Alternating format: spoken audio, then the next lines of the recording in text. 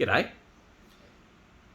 So in this video I'm going to show you what a money sock or money sack is in terms of self-defense.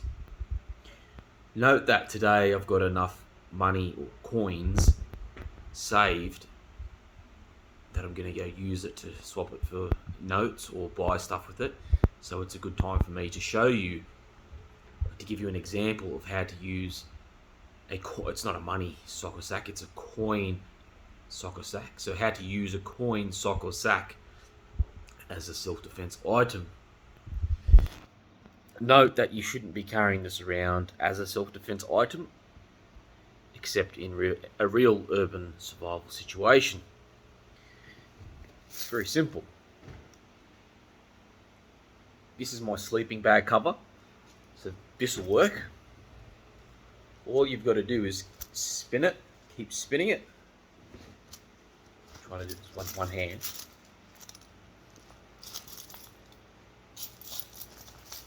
And then eventually you'll come with that. And you can keep spinning it. You want it really taut. Then you roll it, or you clench it, and keep it in your pocket. Note that the coin sack or sock is not effective against a long arm, that is, or I shouldn't say long arm because that means rifle. It's not effective against something such as a baseball bat or a sword, something long, a long weapon, and it's probably not going to be effective against any firearm.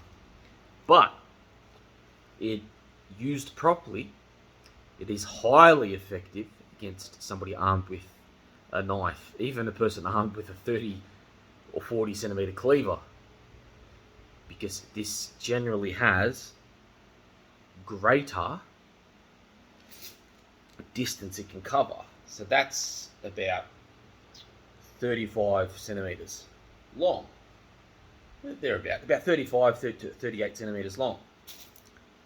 So it's very doubtful somebody's going to have a 30 centimeter cleaver. If it gets over 35 centimeters, that person may technically have a similar reach. But the point is, most people who carry a knife don't use a kitchen knife. They use a shorter knife, which is 6 to 8 inches at most. If they use a kitchen knife, it'll be 10 inches at most. So this will still have about 4 inches in reach advantage over somebody armed with a kitchen knife, if they're armed with a kitchen knife. But I stress again, in any urban encounter, this tends to have a great advantage most times. It's very simple. You want to stand, I will show you what I mean.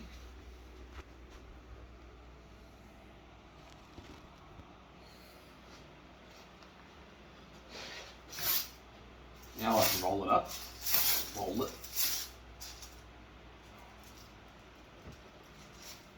That's how you keep it in your pocket. Now say the encounter happens. Say there's a person about to attack me. Rather than make it obvious I've got this weapon,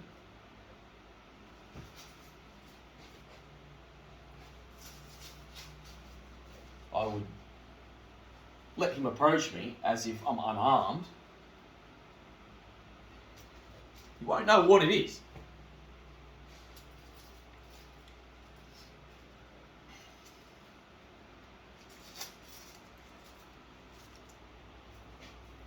You can keep it behind your back. And if he takes notice of it, you may say, oh, but then he knows you've got it. He'll be wary of it. Listen, a person attacking you in an urban situation is not going to know that you have coins in a sock.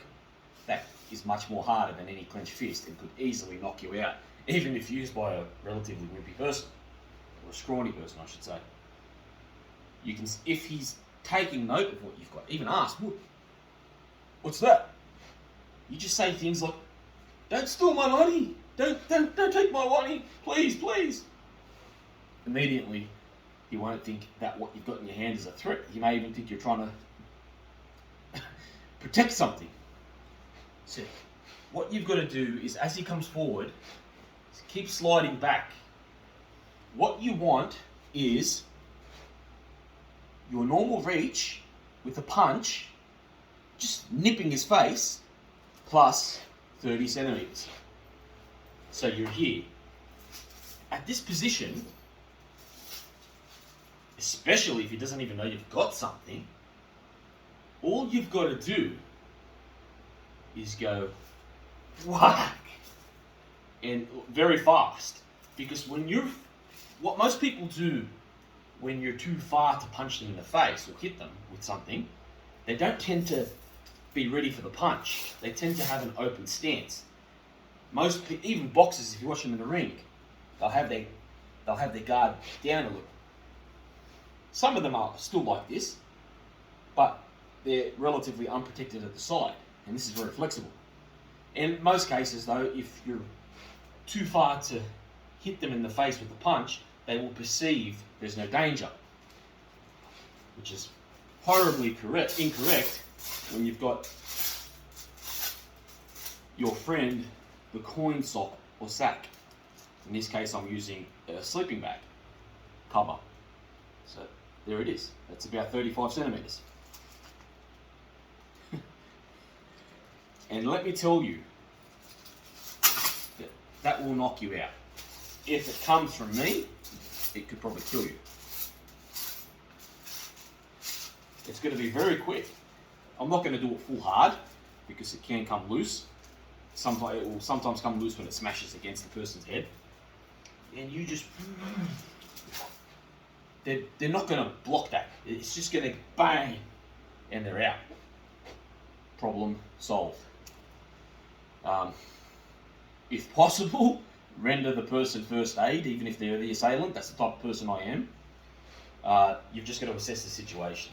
And you only render them first aid if they look inert, if they look like they're being neutralised.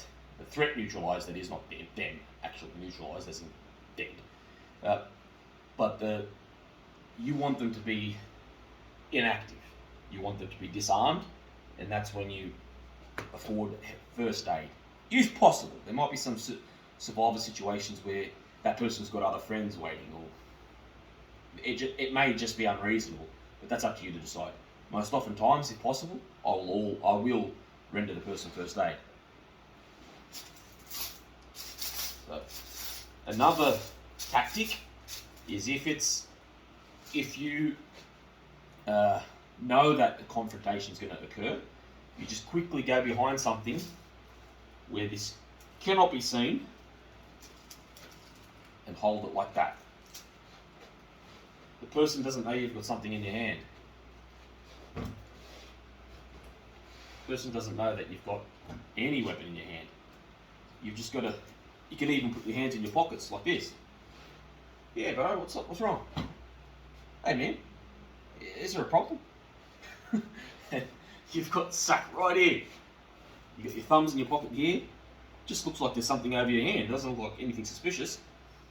And then if he pulls out the knife or starts to get into that position where he's going to punch you or become a threat, that's when you start to get your distance.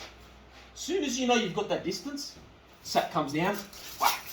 See how quick it was? And I'm demonstrating. I'm trying to be a bit slower. If that was a real life situation, it would have just been bang, smack, out. So you've got to be really quick with it, but it's effective. Again, when the person armed against you does not have a long weapon, sword, bat, etc., or a firearm, this is the winner. There are many ancient Chinese stories of Chinese warriors going to battle with a similar weapon, and they always won. It's a very, very useful self-defense item in an urban survival situation. Never any other situation.